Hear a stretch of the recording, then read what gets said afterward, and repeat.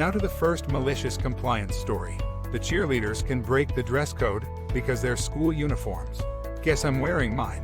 Someone's story about their friend wearing a skirt to school and getting bloomers reminded me of my malicious compliance in high school. Why, back in 2013, I was a sophomore in high school, and there was a tradition that on Fridays, the cheerleaders, football players, band members, and the other groups performing wore their uniforms to class. This wasn't a written tradition, and only the cheerleaders and dance teams' uniforms broke the dress code. Nobody batted an eye to it. I wasn't a skirt person, but I liked dresses once in a while. As one can tell by my user, I grew up in Texas, and it's still significantly hot in August.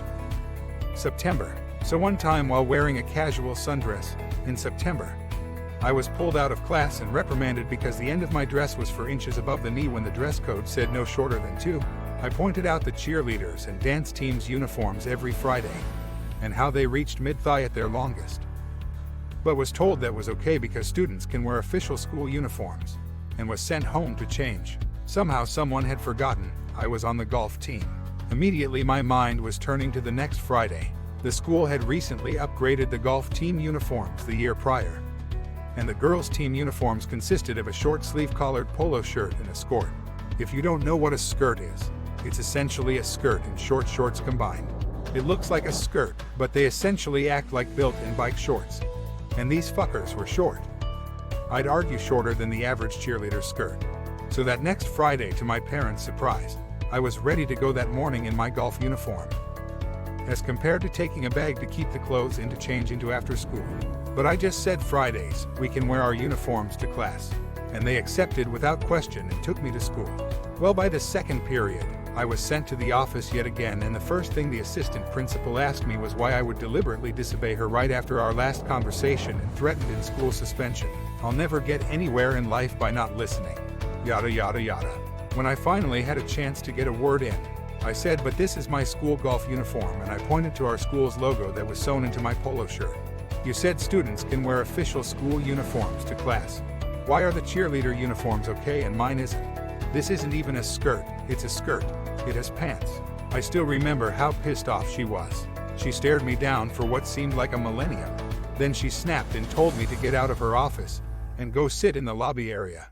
That I knew what she meant and she would be calling my parents about this blatant disrespect. So I waited and played on my iPod and chatted with the nice secretary, trying to keep myself distracted because, in reality, I had been trying not to cry. I had massive anxiety when it came to authority, but I still had my naive sense of injustice. And I didn't just want to let this go. After about 20 minutes, she popped her head out and in a very monotone voice told me I could go back to class and to let teachers know I had gotten permission from the front office to wear my uniform. Then she went back in and closed the door before I could even think to respond. I spent the rest of my day dealing with teachers questioning me about my outfit, and one or two calling the front office to double-check my claim that I had gotten permission, and went to practice after school as normal before being carpooled back home. My dad met me at the front door with a small smirk, and I asked him what in the world happened because I knew he was the go-to contact for my school. So I knew she called him. He explained that when she called and tried to get him to come to the school and get me and talked about punishments for my insubordination, he immediately began to argue with her and admitted he raised his voice quite a bit, asking why I wasn't allowed to wear my sports uniform that the school provided to me as a dress requirement at my golf practice, and mentioned taking this to the school board and resolving this obvious favoritism. He then asked me not to do that again, but that he was proud of me, and told me I know I had told you never to start a fight, but to always fight back. I always thought physically. But you damn sure took the advice. Edit, I'm sorry for hurting my fellow 20-somethings with the reminder that 2013 was 8 years ago. Please don't look for gray hairs in the mirror for too long. Edit 2, an even deeper apology for my 3060-year-olds who I offended even further with my edit. The second story, if you think my skirt is too short, you should check out my underwear. One of the greatest examples of malicious compliance I have ever seen came from a classmate I had in high school. She got in trouble for wearing a skirt that was too short for school. That same day the cheerleaders wore their uniform to school as some kind of game day tradition, but she just pointed out that her skirt was longer than the one the cheerleaders were wearing. The explanation she got from the principal was that the cheerleaders' skirts were fine because of the bloomer underwear that they wore under their skirt. She was sent home and told to come back when she was wearing something more appropriate. Instead of going home, she ran to a store, picked up a pair of bloomers, put them on the underskirt, and went back to school. When the principal called her out for still wearing a skirt that was too short, she just asked him if he wanted to see her underwear. He was too embarrassed to respond, so he let a female staff member handle it from there. They ended up changing their stance to the cheerleaders' skirts being fine, not because of the underwear, but because they are an official school-issued uniform. I always thought that was a BS answer too, but I guess it did get around the loophole. To the third story, do you want pictures? Sure thing. So where I currently work, we have some heavy machinery that gets used around the yard, and as most companies do, they have run them into the ground to the point they spend more time waiting to be repaired rather than in use. Last year though, we were told that we couldn't use a few of them for a couple of days. Finally, fixing them properly, or replacing them. No, they decided to paint them the company colors instead, because that will of course fix everything right. So they all got painted nice and pretty, sent out again, and of course due to the state of our yard, promptly got scratched up, etc. This didn't stop the bosses emailing me asking to take photos of the wonderful new paint job to show to head office how wonderful they look. What a great idea it was. Malicious compliance time. I went around and took the best photos I could, making sure I got every dent, every scratch, taking photos next to some of the bigger potholes in the yard, and making sure I got the out of service tags in the shot for the broken down machines. I'm unsure what happened behind the scenes, but there was no blowback onto me. Instead, I got a polite email recently asking my opinion on some new forklifts they miraculously had the money for suddenly. TLD, our management wanted photos of our freshly painted turds. Made sure they showed exactly how poor condition they were in, leads to new machinery. Let's go on to the fourth story. Cost my company $10K. So I worked a full-time shift work job, where we changed between the positions based on the day and hours. If we were rostered on Monday, Friday, 600 to 18:00, we were at one position, and weekends, night shifts. Public holidays, we were at the other. We received weekly rosters to show where we were working, and the company faced heavy fines if a position was unmanned. I knew a public holiday was coming up, but the roster had me on the regular Monday to Friday position. I approached my manager and explained, who said she would check it out. Further info, I was told by our head office that I would be the manager when the old manager quit and while I was on holiday.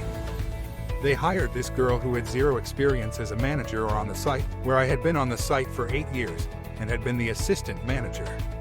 So I was not inclined to put myself out to cover her or the company. When I came in for my next shift, I found a note from her to just follow the roster, even though it was wrong. Sure thing. I spent 12 hours watching movies and doing absolutely nothing at 5x pay. I took my shoes off and spent the day with my feet up on the desk. The company got a minimum $10K fine for not having the other position manned, and the manager got blasted for not using common sense. And to the fourth story, I know how to cook chicken, dude. Not sure if I should post this here or in our petty revenge, but here goes. My boyfriend said tonight he wanted some chicken tenders for dinner. I felt like cooking, plus I had never made him fried chicken before. So I said sure. Went to the store after work, got everything I needed, and started cooking when he got home. I get my oil heated up and I'm about to drop the chicken. He starts questioning what I'm doing, as I've never fried chicken at all in my life. He starts saying I need to use tongs to drop the chicken, and that I'm going to start a grease fire. Nothing has even gone in the skillet yet. He says I need to use the air fryer instead. So I did. Mind you, I have a tiny to KTT air fryer, and I've never fried chicken with an air fryer before.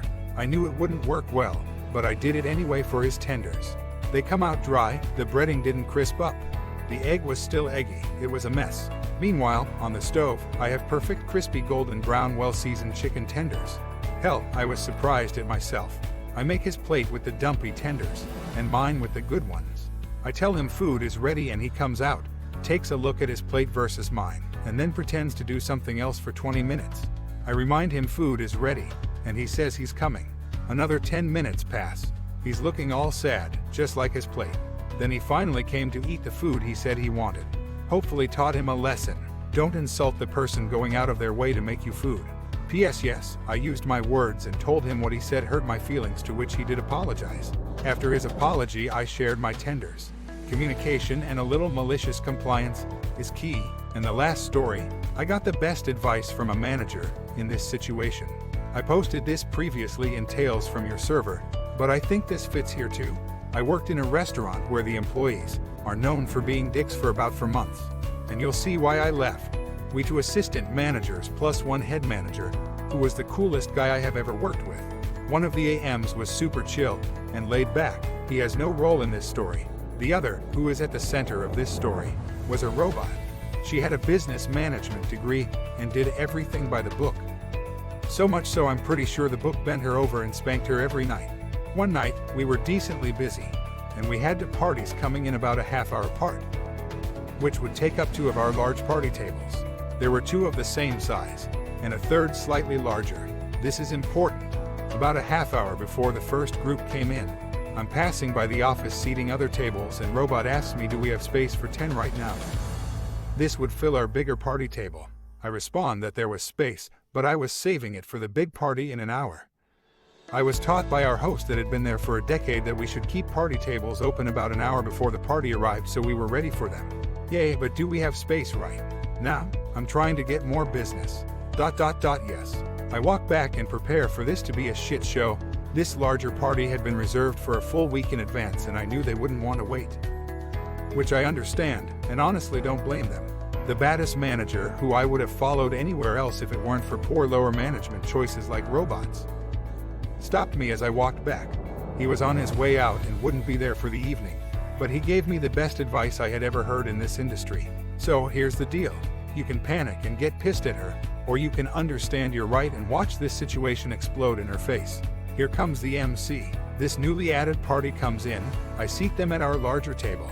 The robot looks around, pleased at our full dining room. 30 minutes later, the smaller of the reserved parties come in. I put them at our smaller party table. I then brace for impact. I seat the larger party immediately when they arrive. The party currently at our larger table is finishing their food, and would probably be done in 20 minutes. But as I expected, the new party didn't want to wait. I seat them at the table I knew would be too small, and walk away. 5 minutes later, I get a pissed off robot on my radio. Did you seat this party just now at the smaller table? Yay, they didn't want to wait. Well, you need to come to explain to them that they need to. This table is too small. I'm seating other people, give me a second. I come by when seating other guests, and watch robot with her best customer service voice that made her sound somewhat human explaining that they were particularly busy tonight. The guest wasn't having it. We booked a week in advance. You should have been ready for us. Yes, robot. Yes, you should have. TLDR, stick in the mud. Assistant manager refuses to see sense that we didn't have enough space for another party. I let it explode in her face, and watch the aftermath.